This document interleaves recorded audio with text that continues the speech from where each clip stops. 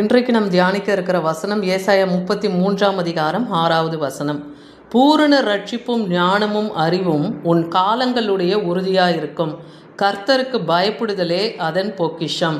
பூரண ரட்சிப்பும் ஞானம் அறிவு இதெல்லாம் நம்முடைய காலங்களில் கர்த்தர் உறுதியாக வச்சிருக்காராம். அது நமக்குள்ளே நிலைத்து இருக்கணும். நான் கர்த்தருக்கு பயப்படுகிற பயம்தான் அதன் பொக்கிஷமாக இருக்கும். தேவனுக்கு நாம் பயந்து நடக்கும்போது கர்த்தர் நமக்கு பூரண ரட்சிப்பையும் ஞானத்தையும் அறிவையும் பொக்கிஷமாக வைத்திருக்கிறார். அதனால் இன்றைக்கு நீங்கள் கலங்கி தவிக்க வேண்டியதில்லை. தேவனுக்கு பயப்படுகிற பயம் நமக்கும் நம் குடும்பத்தில் இருக்கிற ஒவ்வொரு நபர்களுக்கும், கணவன்மார்களுக்கும் பிள்ளைகளுக்கும் அந்த தேவ பயம் இருந்தால் போதும். கர்த்தருடைய ஞானமும் அவருடைய ரட்சிப்பும் அறிவும் பூரணமாக விளங்கும். இன்றைக்கி எத்தனையோ பிள்ளைகள் படிக்கிற காரியங்களில் ஞாபக சக்தியை இழந்து போய் தவித்திருக்கலாம் இல்லையா? இன்றைக்கி கர்த்தருக்கு பயப்படுகிற பயத்தோடு அவங்க தேவனை தேடும்போது கர்த்தர் அந்த பூரண ரட்சிப்பையும் ஞானத்தையும் அறிவையும் தர வல்லமையுள்ளவர்னு இன்றைக்கி நம்மோடு கூட இடைப்படுகிறார்.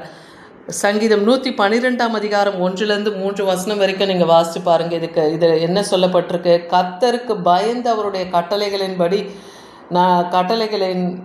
கட்டளைகளை மிகவும் பிரியமாயிருக்கிற மனுஷன் பாக்கியவான். கர்த்தருக்கு பயந்து அவர் கட்டளைகள் என்னென்னலாம் அவர் சொல்லியிருக்கிறாரோ அதன்படி நாம் நடக்கும்போது நாம் பாக்கியவதிகளாய் வைப்பாராம்.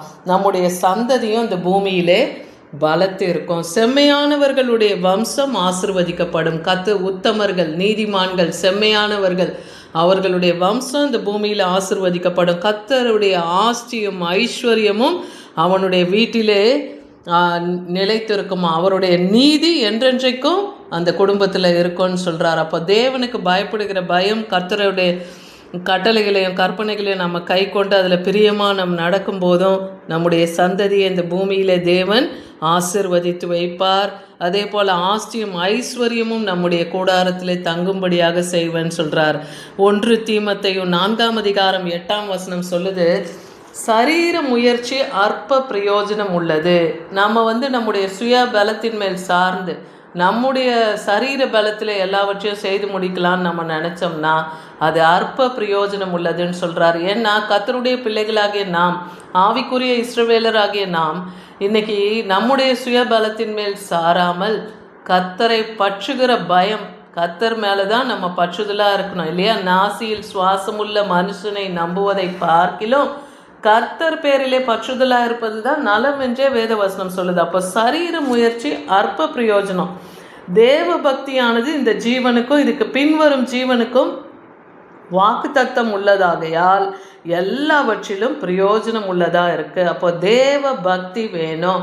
கர்த்தருக்கு பயந்து அவரை நாம் பின்பற்றி அவர் சொல்லுகிற காரியங்களில் நாம் நடக்க ஆரம்பிப்போமானால், தேவனை துதித்து அவரை மகிமைப்படுத்தி அவருக்கு கொடுக்க வேண்டிய நம்ம கனத்தை தினந்தோறும் கொடுப்போமானால் அது நமக்கு ஜீவனுக்கு கர்த்தர் வாக்கு தத்தத்தை கொடுத்து வச்சிருக்கிறார்ல, அது எல்லாவற்றையும் தேவன் நிறைவேற்றுவார். அதுதான் நமக்கு பிரயோஜனம் உள்ளது. தேவ பக்தி நமக்கு முக்கியம். அப்படி இருக்கும்போது தேவன் ஞானம் அறிவு பூர்ண ரட்சிப்பெல்லாம் நமக்குள்ளே விளங்கும்னு சொல்கிறார். நீதிமொழிகள் 19:23 அதான் சொல்லுது, கர்த்தருக்கு பயப்படுதல் ஜீவனுக்கு ஏதுவானது, அதை அடைந்தவன் திருப்தி அடைந்து நிலைத்திருப்பான். தேவனுக்கு பயந்து நாம் இருக்கும்போது அதுதான் நம் ஜீவனுக்கு பாதுகாப்பு. கர்த்தர் எல்லாவற்றிலும் நம்மை திருப்தியாய் வைப்பாராம். எல்லாவற்றிலும் திருப்தி அடைந்து நிலைத்திருப்பான். ஏன்னா கர்த்தர் நம்மோடு கூட இருக்கிறார். அவருக்கு நாம் பயந்து நடக்கும்போது எந்த பொல்லாங்கோ தீமையோ செய்ய மாட்டோம் இல்லையா? அப்போ நற்புத்தி உள்ளவர்களாய், நன்மை செய்கிறவர்களாய், தீமையை விட்டு அகன்று இருக்கிறவங்களா நம்ம இருக்கும்போது எல்லாத்துலேயும் தேவன் நம்மை திருப்தியாக வைப்பார். நம்மை தீமை அணுகாது என்றே சொல்லுகிறார். அப்போ தேவனுக்கு பயப்படுகிற பயம் நமக்கு இருக்கும்போது தீமை ஒன்றும் நம்மை அணுகாது. மத்தேயு 6:33 நம்ம எப்பயுமே சொல்லுகிற ஒரு வசனம், முக்கியமான ஒரு வசனம் எது? முதலாவது தேவனுடைய ராஜ்யத்தையும் அவருடைய நீதியும் தேடுங்கள், அப்பொழுது இவைகள் எல்லாம் கூட கொடுக்கப்படும்னு சொல்கிறார்ல. முதலாவது தேவ ராஜ்யம், தேவ நீதி நமக்கு எதை கற்பிக்கிறதோ அதை நம்ம செய்தோமானாலே போதும். 1 தீமோத்தேயு 6:6 பார்க்குறோம், போதும் என்கிற மனதோடு கூடிய தேவ பக்தியே மிகுந்த ஆதாயம். எல்லாவற்றிலும் போதும் என்கிற மனம் நமக்கு வேணும். பேராசை கொண்டு அதிக பொருளை ஈட்டுவதற்கு நம்ம ஓடாமல் இருக்கிறது என்னவோ அதில் நாம் திருப்தியாய் வாழணுன்னு தான் நமக்கு தினந்தோறுமே கற்பிக்கிறார். அதுதான் நமக்கு அந்த பக்தி, அந்த தேவ பக்தி தான் நமக்கு மிகுந்த ஆதாயமாக இருக்கும்னு சொல்கிறார். எபேசியர் 7ஆம் அதிகாரம் 19வது வசனம், ஞானம் ஞானியை அதிக பலவான் ஆக்கும். தேவனுடைய ஞானம் நமக்கு இருக்கோம்னா ஒரு ஞானியை கூட அது பலவான் ஆக்கிடும். ஏன்னா தேவன் ஞானம் அவர்களுக்குள்ளா விளங்கும் போது அது அவர்களுக்கு பலத்தை தருகிறதுன்னு பார்க்குறோம். நீதிமொழிகள் 14:27 சொல்லுது, கர்த்தருக்கு பயப்படுதல் ஜீவ ஊற்று, மரண கண்ணியிலிருந்து நாம் தப்பலாம் என்றே வேதவசனம் சொல்லுது. அப்போ கர்த்தருக்கு பயப்படுதல் நமக்கு ஜீவனை தரும், ஆயுசு வருஷங்களை அது பெருக பண்ணும் இல்லையா? இன்றைக்கி எத்தனையோ பாவ பழக்கங்களில் சிக்குண்டு தவிக்கிறவங்க எதனால் அப்படி இருக்காங்க? கர்த்தருக்கு பயப்படாமல் இருக்காங்க இல்லையா? தேவ பயம் அவங்களுக்கு இல்லாததால் தான் பாவ பழக்கத்தில் இன்னமும் அவங்க சிக்கொண்டு இருக்காங்க. அப்போ தேவனுடைய பயப்படுகிற பயம் அவங்களுக்கு வந்துடுச்சுன்னா ஜீவ ஊற்று அவங்களுக்குள்ளே புறப்படும், மரண கண்ணிகள் அவர்களுக்கு தெருப்புண்டு போகணும்னு இன்னைக்கு கர்த்தர் நம்மோடு இடைப்படுகிறார். கர்த்தர் அவர்களுடைய பலன், அவரே தாம் அபிஷேகம் பண்ணினவனுக்கு அரணான அடைக்கலமாக இருக்குன்னு சங்கீதம் 28:8 சொல்கிறார். கர்த்தர் தான் நமக்கு பலன். அவரை நாம் நம்பும்போது, அவருடைய பலத்தை நாம் சார்ந்து ஓடும்போது, தாம் அபிஷேகம் பண்ணினவர்களுக்கு தேவன் தான் அரணும் அடைக்கலமாக இருக்கார். இன்றைக்கி அபிஷேகம் பண்ணப்பட்டோம், நீங்கள் சோர்ந்து போய் கவலையோடு துக்கத்தோடு இருக்கீங்களா? கர்த்தர் உங்களுக்கு அரணும் அடைக்கலமாக இருப்பேன்னு சொல்கிறார். அவருடைய பலன் நமக்கு போதும். நம் பலவீனத்திலே அவர் பலன் பூரணமாக விளங்கும் என்பதை நாம் விசுவாசிக்கணும். ஏசாயா 51:6 சொல்லுது, என் ரட்சிப்பு என்றென்றைக்கும் இருக்கும், என் நீதி அற்றுப்போவதில்லைன்னே சொல்கிறார். கர்த்தருடைய ரட்சிப்பு நம்மோடு கூட இருக்குது. அதனால் அவர் நீதி நம்மை விட்டு விலகாதபடி தேவன் காக்க வல்லமுள்ளவர். ஏசாயா 11:2 சொல்லுது, தேவன் நமக்கு எப்படி ஞானத்தை கொடுக்குறார், எப்படிப்பட்ட ஞானத்தெல்லாம் நம்ம கொடுக்குறாரா? ஞானத்தையும் உணர்வையும் அருளும் ஆவியும், ஆலோசனையும் பலனும் அருளும் ஆவியும் நமக்கு தராராம். என்னென்ன? ஞானத்தையும் உணர்வையும் கொடுக்குறாரு, அடுத்து ஆலோசனையும் பலத்தையும் தருகிற ஆவியை நமக்கு கொடுக்குறார். எப்போ கொடுக்குறார்?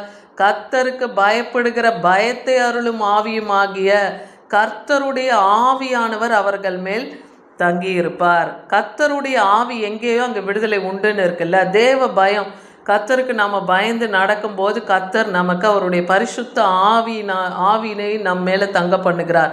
அப்போ ஞானத்தையும் உணர்வையும் கொடுத்து ஆலோசனையும் நமக்கு பலனையும் கொடுக்கிறார். இன்றைக்கி எத்தனையோ பேர் ஆலோசனை இல்லாமல் தான் கெட்டு போகிறாங்க. அப்போ எது நமக்கு ஆலோசனை கொடுக்க? வேத வசனத்திலே கர்த்தர் ஆலோசனைகளை நமக்கு வைத்திருக்கிறார் இல்லையா? அதெல்லாம் தேடி தேடி வாசிக்கும் போது தேவனுடைய ஆலோசனை நமக்கு வெளிப்படும். தேவ பலன், பரிசுத்த ஆவி நம்மோடு இருக்குமானால் தேவ பலன் நம்மோடு கூட இருக்கும்.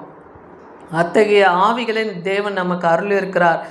நீதிமொழிகள் 24ஆம் அதிகாரம் 3-5 பாருங்கள். வீடு ஞானத்தினால் கட்டப்பட்டு விவேகத்தினால் நிலைநிறுத்தப்படும்னே வேதவசனம் சொல்லுது. அப்போ இன்றைக்கி நம்முடைய குடும்ப வாழ்க்கை, நம் பிள்ளைகளுடைய எதிர்காலம், இது எல்லாமே தேவனுடைய ஞானத்தில் கட்டப்படணும். அப்போ விவேகத்தினாலே அது நிலை நிற்கும். எந்த ஒரு காரியத்தையும் நாம் வேகமாய் செயல்படாமல் விவேகமாய் நாம் செயல்படுகிறவர்களாய், நிதானமாய் செயல்படுகிறவர்களாக இருக்கணும். அது எப்பன்னா தேவன் ஞானம் நமக்கு விளங்கும் போது தான்.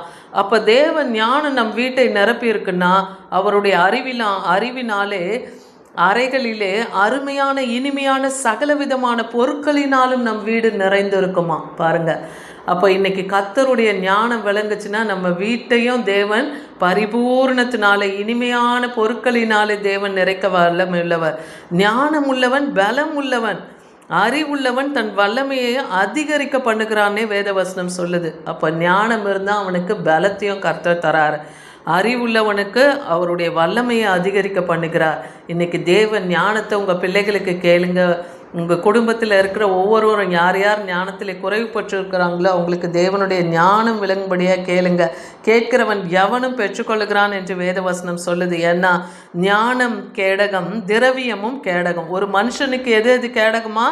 தேவனுடைய ஞானம் அவனுக்கு ஒரு பாதுகாப்பு. திரவியம் என்பது பணம், அதுவும் அவனுக்கு ஒரு பாதுகாப்பு. ஞானம் தன்னை உடையவர்களுக்கு ஜீவனை தருது. இதுவே அறிவின் மேன்மையாக இருக்குது. அப்போது தேவனுடைய ஞானம் உங்களுக்கு விளங்குதானா உங்களுக்கு தேவன் ஜீவனை தருகிறார். அதனால் உங்களுடைய அறிவையும் மேன்மையாக்குகிறார். இன்றைக்கி விசுவாசிங்க, புத்தியும் அறிவுமுள்ள மனுஷனாலே அதன் நற்சீர் நீடித்திருக்கும். ஒரு தேசத்தில் கூட புத்தியுள்ள அறிவுள்ள மனுஷர்கள் இருக்காங்கன்னா அதனால் அந்த அந்த தேசமே நற்சீரினால் நிறைந்திருக்கும்னு நீதிமொழிகள் 28:2 சொல்லுது. அப்போ இன்னைக்கு உங்கள் குடும்பம் தேவ ஞானத்தில் நிறைந்திருக்கணும். நம்ம தேசமும் தேவனுடைய ஞானத்திலும் அறிவிலும் புத்தியிலும் நிலைத்து இருக்கணும். அப்போ அது நற்சீர் பொருந்தினதாக இருக்கும். இன்றைக்கி உங்களுடைய குடும்பமும் பூரண ரட்சிப்பும் ஞானமும் அறிவும் உங்களுக்கென்று கர்த்தர் உறுதியாக கொடுத்துருக்கிறார் இல்லையா? அதுக்கு பொக்கிஷம் ஆதாரம் என்ன? கர்த்தருக்கு பயப்படுதல். அந்த கர்த்தருக்கு பயப்படுதல் உங்களுக்கு இருக்குமானால் தேவ ஞானம் உங்களுக்கு விளங்கும். நீதிமொழி 1ஆம் அதிகாரத்திலே என்ன சொல்லப்பட்டிருக்கு? கர்த்தருக்கு பயப்படுதலே ஞானத்தின் ஆரம்பம்னே சொல்லியிருக்கு. அதுதான் ஆரம்பம். அப்போ பயப்படும் போது தான், தேவனுக்கு பயந்து நடக்கும்போது தான் அந்த ஞானம் நமக்கு விளங்கும். அதை தேவனிடத்தில் கேட்டு பெற்றுக்கொள்ளுங்கள். ஆமென்.